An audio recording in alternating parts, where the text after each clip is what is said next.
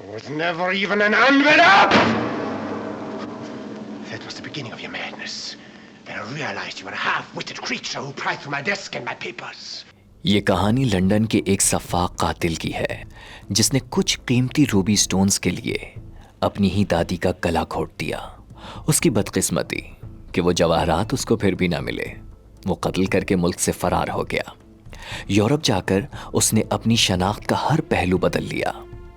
वहाँ उसने एक अमीर लड़की से शादी की और उसके पैसों से लंदन में अपनी ही दादी का घर खरीदकर वहाँ शिफ्ट हो गया ताकि उस घर में छुपे कीमती रूबी स्टोन्स ढूंढ सके। यहाँ तक तो उसका प्लान बिल्कुल ठीक चल रहा था। उसके अंदर का दरिंदा दोबारा तब जागा जब उसकी बीवी को उसकी पुरानी आइडेंटिटी के कुछ सबूत मिलना शुरू हो गए। खास तौर पर एक खत जिसमें उसे उसके पुराने नाम से मुखातिब किया गया था। बस उस दिन से।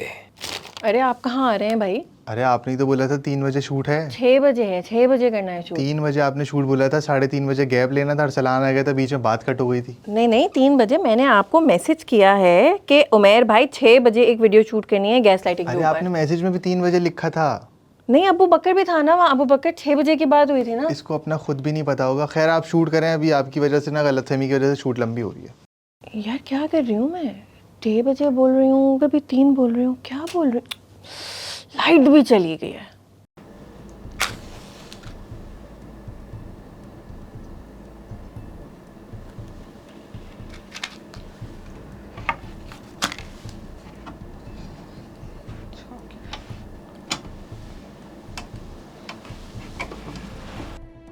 मैं यहाँ क्या कर रही हूँ? मैं क्या कर रही थी? मुझे ऐसा लग रहा है कि किसी ने मेरी रियलिटी छीन लिया है मुझसे। मुझे कुछ याद ही नहीं रहता क्या कर रही थी मैं।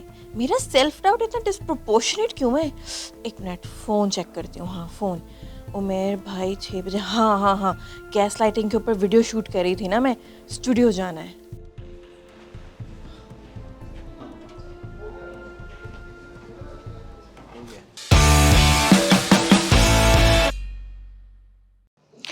चलें रिकॉर्डिंग शुरू करते हैं।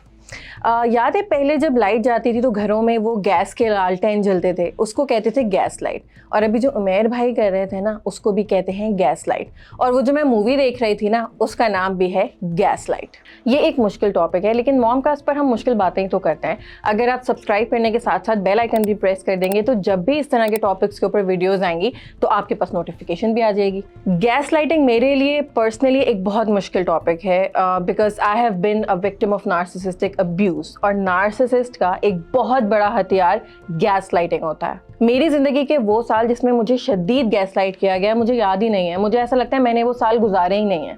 मैं जब कोई पिक्चर देखती हूँ उस टाइम की तो मुझे याद ही नहीं आता कि उस मोमेंट में मेरे क्या एहसासात थे, मैं क्या सोच रही थी, या मैंने ये क्यों किया, मैंने ये बात क्यों मानी, मैंने इस बात पर प्रोटेस्ट क्यों नहीं किया। और मेरे जैसे बंदा, मतलब मैं एनर्जेटिक हूँ, पैशनेट हूँ, सोशलाइजिंग का शौक है, रिबेलियस हूँ, इमोशनल चार्ज है चीज़ों को लेके, हेल्थ प्रोफेशनल हूँ, and even then I hit rock bottom.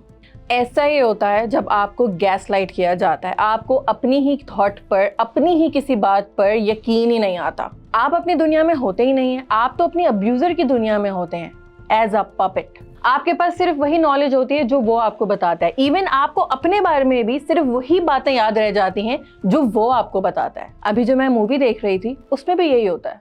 Then you are mad. You unhappy creature. And you'll get worse until you die. Raving in an asylum. बस उस दिन से उसने ठान ली कि अपनी बीवी का ज़हनी इस्तेहसाल इतनी शिद्दत से करेगा कि उसका अपने आप से एतबार उठ जाएगा। वो जो देखेगी, जो सुनेगी, उस पर यकीन नहीं कर सकेगी। कभी वो उसकी चीज़ें गायब कर देता, वो ढूंढती रहती, फिर वापस वहीं रख देता और उसको कहता कि तुम पागल हो, तुम्हें कुछ नज़र नहीं आता। उस ज़माने में घरों के अंदर लाइट्स गैस पर चलती थीं, जिनको गैस लाइट कहा जाता था। अपनी बीवी को मुकम्मल तौर पर उसका पागलपन यकीन दिलाने के लिए उसने प्लान बनाया कि अपने घर के गैस पाइप्स का कनेक्शन बराबर वाले घर से हैंडल करेगा। और इस चक्कर में उसने बराबर वाला घर भी खरीद लिया।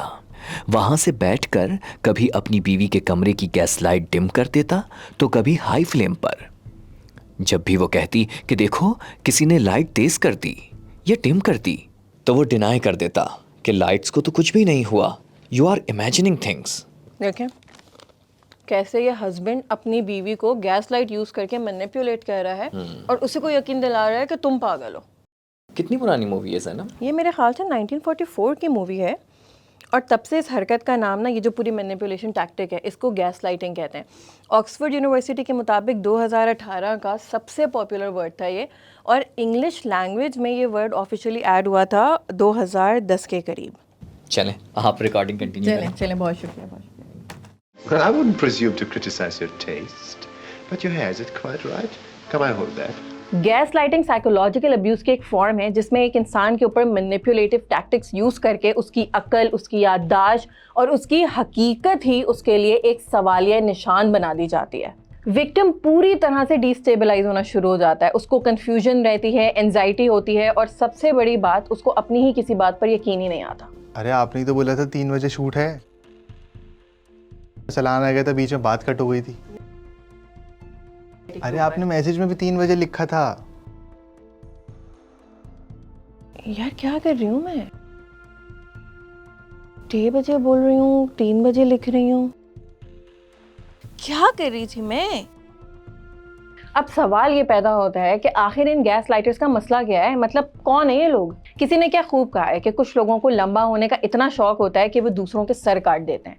गैस लाइटर्स का भी कुछ यही हाल है। उनको दूसरों को कंट्रोल करना, डोमिनेट करना और कंफ्यूजन में रखना बहुत अच्छे तरीके से आता है। एरोगेंट होते हैं लेकिन सेल्फ एस्टीम बहुत लो होती है और ईगो भी बहुत ज्यादा होती है, इसलिए गैस लाइटर कभी अपनी गलती नहीं मानता। आपको पागल, दीवाना, नफसियाती और जाहिल साबित करने के लिए किसी भी हद तक चले जाएंगे लेकिन अपनी गलती नहीं मानेंगे। गैस लाइटिंग एक लर्न्ड बिहेवियर है जो कि दूसरों को देख के सीखा जाता है। यानी अगर आपने सारी जिंदगी अपने पेरेंट्स को लोगों को मैनिपुलेट करके और गैस लाइट करके अपनी बात मनवाते हुए और कंट्रोल करते हुए दूसरों को देखा है तो आप भी वही सीख लेंगे और वही करेंगे। People with narcissistic personality disorder use gaslighting a lot, लेकिन गैस लाइटिंग का ताल्लुक किसी डिसऑर्डर या मेंटल हेल्थ कंडीशन के होने या ना होने पर डिपेंडेंट नहीं है। और गैस लाइटिंग सिर्फ पर्सनल लेवल पर नहीं होती, सोसाइटल लेवल पर हमें किस तरह से गैस लाइट किया गया है ये मैं आगे डिस्कस करूंगी, तो वीडियो पूरी देखिएगा। जनरली गैस लाइटिंग टैक्टिक्स के कुछ लेवल्स हैं: subtle, intentional, conscious and malicious. Subtle gas lighting को मैं मासूमाना गैस लाइटिंग भी कहती हूँ क्योंकि ये आपको लगेगा ही नहीं कि आपके साथ मैनिपुलेशन हुई है, और जो इस तरह से गैस लाइट करता है ना वो बड़ा कॉन्फिडेंट होता है कि कभी कोई पकड़ ही नहीं सकता। फॉर एग्जाम्पल, आप किसी से उसके बिहेवियर की कंप्लेन कर रहे हैं और वो आपको आगे से कहे कि इसमें तो बुरा मानने वाली कोई बात ही नहीं थी। इतना कॉमन सेंटेंस है, लेकिन क्या आपको पता है कि ये भी सटल गैस लाइटिंग है? समटाइम्स गैस लाइटर खुद भी अवेयर नहीं होता कि वो कर क्या रहा है और इट मेक्स यू थिंक कि यार वाकई मैंने ओवर रिएक्ट तो नहीं किया, इतनी सी तो बात थी, इसमें बुरा मानने वाली क्या बात थी। कॉन्शियस गैस लाइटिंग वो होती है जो अवेयरनेस के साथ की जाती है। इसमें फैक्ट्स को मैनिपुलेट किया जाता है और अगले बंदे की पूरी बात को मुस्तरद करके अपने आप को जस्टिफाई किया जाता है। फॉर एग्जाम्पल, तुमने ये कहा ही नहीं था, अगर तुमने ये कहा होता तो मैंने सुना भी होता, मुझे तुम्हारी आवाज़ क्यों नहीं आई। अब देखें, ये एक फैक्ट है कि जब कोई कुछ बोलता है आपको तो आपको सुनाई देता है, तो इसी फैक्ट को ट्विस्ट करके मैनिपुलेटर अपने आप को जस्टिफाई कर रहा है जबकि उसको बहुत अच्छे से आवाज़ आई है। लेकिन अगला बंदा तो थोड़ी देर के लिए कंफ्यूज हो जाएगा ना कि यार या तो मैंने कहा तो था, इसको आवाज़ क्यों नहीं आई, या मैंने हल्की आवाज़ में कहा था, मेरे ही साथ कोई प्रॉब्लम हुई है। इंटेंशनल गैस लाइटिंग जानबूझकर की जाती है और ये बहुत ही प्लान्ड और कैलकुलेटेड किस्म की होती है। फॉर एग्जाम्पल, आपने अपने ऑफिस में अपनी एक कॉलीग के साथ एक आइडिया शेयर किया कि यार ये मैं मीटिंग में शेयर करूंगी, लेकिन जब मीटिंग स्टार्ट होती है तो उस आइडिया को आपकी कॉलीग अपना बना के पेश कर देती है। फिर जब आप उसको कहें कि यार ये तो मेरा आइडिया था और वो आगे से आपको कहे कि यार मेरा तुम्हारा क्या होता है, हम एक टीम है यार, हम मिलकर काम करते हैं, सबके आइडियाज शेयर होते हैं, बी अ टीम प्लेयर यार, कम ऑन। इसने क्या किया, आपकी जजमेंट कॉल को क्वेश्चन कर दिया कि मैं टीम प्लेयर नहीं हूँ, मुझे क्रेडिट लेने का शौक है, जबकि क्रेडिट हॉगिंग आपकी कॉलीग कर रही है। मलिशियस गैस लाइटिंग बहुत ही एक्सट्रीम फॉर्म है इस अब्यूज़ की एंड अनफॉर्चुनेटली ये बहुत कॉमन है। गैस लाइटर विक्टिम का सेंस ऑफ सेल्फ ही ख़त्म करना चाहता है, उसको डोमिनेट करके, उसको पागल कह के, उसको मैनिपुलेट करके, उसको कंट्रोल करके उसका जहनी इस्तेहसाल करना चाहता है। They actually want to harm the victim intentionally. For example, एक शौहर अपनी बीवी पर चीट कर रहा है तो वो उसी को ही कहना शुरू कर देता है, तुम शक्की हो, तुम्हारा दिमाग खराब है, कहानियां बनाती रहती हो, तुम्हें ट्रस्ट इश्यूज हैं। जबकि वो चीटिंग कर रहा है और बीवी को बिल्कुल सही शक हो रहा है। अब जैसे ये मूवी मैं अभी देख रही थी ना, इसमें भी मैलिशियस गैसलाइटिंग हो रही थी। It's only since we came to this hateful, horrible house that everything's changed. तो ये गैस लाइट को डिम और तेज़ करके अपनी बीवी को ये बताना चाह रहा था कि जो उसे नज़र आ रहा है वो असल में नहीं हो रहा। He was snatching her reality. He was convincing her that she's losing her mind, she's insane, she imagines things. वो खुद से कहानियाँ बनाती रहती है और वो बातें सोचती रहती हैं जो असल में हो ही नहीं रही, और आहिस्ता आहिस्ता वो लड़की खुद मानना शुरू हो जाती है कि वो ठीक नहीं है। उसका सेंस ऑफ सेल्फ ही ख़त्म हो जाता है। उसको लगता है कि जो भी उसके सामने हो रहा है वो सब एक ख्वाब है, और जो कुछ वो देख रही है वो सिर्फ ख्वाब में देख रही है, असल में कुछ नहीं हो रहा। जैसे मैंने पहले कहा कि ये मैलिशियस गैसलाइटिंग थी, तो इसमें अब्यूज़र मेक श्योर करता है कि वो और भी गवाह बनाए। तो इसका हस्बैंड भी यही करता है, और वो इस तरह की बातें भी करता है इसको कि सिर्फ मैं नहीं कह रहा, पूरा टाउन कहता है कि तुम पागल हो, और सब यही समझते हैं कि तुम जहनी तौर पर ठीक हो ही नहीं। और फिर ये पूरे टाउन में ये बात फैलाना शुरू कर देता है that my wife is a lunatic. अब ये सब करने में उसके हस्बैंड का फ़ायदा क्या था? भाई वो एक कातिल था, और कानून से छुपने के लिए उसने अपनी आइडेंटिटी और अपना नाम ये सब कुछ चेंज कर लिया था। और उसकी बीवी ने वो जो ख़त पकड़ा था वो एक सबूत था उसकी पुरानी आइडेंटिटी का, क्योंकि उस ख़त के ऊपर और डिफरेंट और चीज़ों के ऊपर उसके पुराने नाम और पुराने एड्रेस के कुछ सबूत मौजूद थे। वो अपनी बीवी को साइकोलॉजिकली अनफिट डिक्लेयर करवाना चाहता था ताकि उसकी कानूनी गवाही डिस्क्रेडिट हो जाए, और उसको लगे कि वो ख़त भी बाकी चीज़ों की तरह उसने ख्वाब में ही देखा था, असल में नहीं, क्योंकि ख़त तो वो अब तक छुपा चुका था। वो ख़त पता है क्या था? सबूत, ना सिर्फ कातिल की हकीकत का बल्कि इस लड़की के साइकोलॉजिकली फ़िट होने का भी। अगर वो ख़त दोबारा देख लेती तो सोचती ना कि हर चीज़ ख्वाब नहीं है, ये ख़त तो मैंने असल में देखा है, which means her reality exist. I'd know if I touched it. I'd remembered. I've been better lately. You've missed nothing. For days, for 2 weeks I've been well. I've had no headaches, no dreams. Why should I take... और gas lighting victim के लिए इस abuse से निकलने का यही तरीका है, सबूत इकट्ठे करना, बिल्कुल वैसे ही जैसे किसी मर्डर केस के लिए किए जाते हैं। और अगर देखा जाए तो गैस लाइटर मर्डर ही तो करता है, विक्टिम के शऊर का, उसकी कॉन्शियसनेस का, मर्डर ऑफ द माइंड। तकलीफ से बताना पड़ा, लेकिन मेरे ऊपर एक टाइम ऐसा आया था कि मुझे अपनी आंखों और कानों पर से यकीन ही उठ गया था। You know the effects of malicious gas lighting. हम तो वहाँ थे ही नहीं, तुमने गलत देखा है, ऐसी तो कोई बात हुई ही नहीं थी। ज़ैनब तुम झूठ बोल रही हो, अपनी तरफ से मन घड़त कहानियां सोचती रहती हो। ये सब जो तुम बता रही हो ये तुम्हारे दिमाग में हुआ होगा, हमने ऐसा कुछ नहीं किया। सुनने में नाकाबिले यकीन सी बात लगती है, लेकिन जब कई सालों तक कतरा कतरा करके आपसे कोई आपकी रियलिटी छीनता जाए तो आप उस मैनिपुलेशन के समंदर में ना चाहते हुए भी डूब जाते हैं, और मदद के लिए भी अपने अब्यूज़र को ही बुला रहे होते हैं, क्योंकि वो वाहिद गवाह है जिसको पता है कि आप सच बोल रहे हैं। And that gives the gas lighter all the power over you. तभी मैंने कहा कि गैस लाइटिंग के अब्यूज़ से निकलने का पहला स्टेप है सबूत इकट्ठे करना। और आपस की बात बताऊं, in my case this was the last step as well. मैंने अब्यूजिव बातों की ऑडियो रिकॉर्ड करना शुरू कर दी, और जहां पर भी मेरी पब्लिकली रियलिटी को डिनाई किया जाता था वहां पर I would present the evidence. ऐसा ही हुआ था जैसा मैं कह रही हूँ, सुन लें, क्योंकि एविडेंस दुनिया के लिए नहीं था, मेरे अपने लिए था।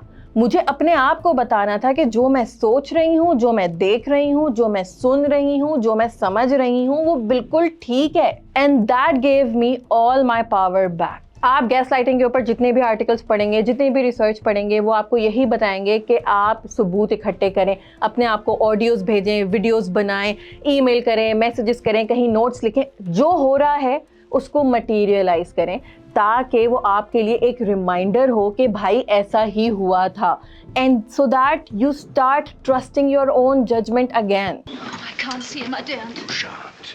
Go right up to your room, lock yourself in, and don't come out in any circumstances until I tell you. इस मूवी में ये लड़की अपने लिए एविडेंस खुद गैदर नहीं करती, बल्कि टाउन के एक डिटेक्टिव को इस बंदे की हरकतों पर थोड़ा शक होता है, तो वो उसका पीछा करता है और वो जो गैस पाइप्स के सारे कनेक्शंस थे वो ढूंढ लेता है। तो वो जल्दी से उसकी बीवी के पास जाता है कुछ पूछगीछ करने। तो वो यही कहती है बेचारी कि देखिए मैं तो मेंटली अनस्टेबल हूँ, मैं तो आपको जो भी बताऊँगी वो असल में होगा ही नहीं। देखिए मुझे लग रहा है कि ये गैस लाइट डिम हो रही है, लेकिन असल में ऐसा कुछ भी नहीं होता। तो वो डिटेक्टिव उसको कहता है कि आपको बिल्कुल सही लग रहा है, ये गैस लाइट डिम हो रही है और आपके शोहर इन लाइट्स को कंट्रोल करते हैं। और बस then she starts telling detective everything कि ये भी हुआ था, वो भी हुआ था। और वहाँ पे वो मेंशन करती है वो ख़त जिसमें उसके हस्बैंड का असली नाम लिखा हुआ था, लुई बावर। बस वो डिटेक्टिव सब समझ गया क्योंकि वो मर्डर केस इसी ने हैंडल किया था and Louis Bauer was wanted for killing his grandmother. You killed a woman for them. And me, you tried to kill my mind.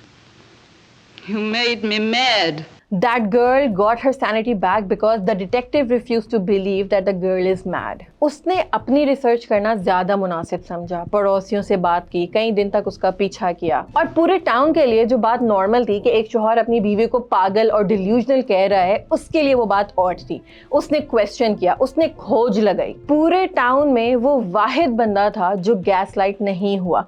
और ना सिर्फ उसने एक कातिल को गिरफ्तार किया बल्कि उसने विक्टिम को भी उस साइकोलॉजिकल अब्यूज से बचाया जो उसका शौहर उसके साथ कर रहा था। बिल्कुल ऐसे ही कुछ खवातीन ने इस सिस्टम की सोशल गैस लाइटिंग का पता लगा लिया है। रिसर्च भी कर रही हैं, अपने एविडेंस भी गैदर कर रही हैं, सिर्फ अपने लिए नहीं बल्कि for the entire victimised demographic. Gas lighter के मेथड्स के बारे में आप अगर कोई लिस्ट निकालेंगे ना, कहीं पे भी देख लें आप, तो उसमें एक पॉइंट जरूर होगा that a gas lighter uses negative stereotypes against you.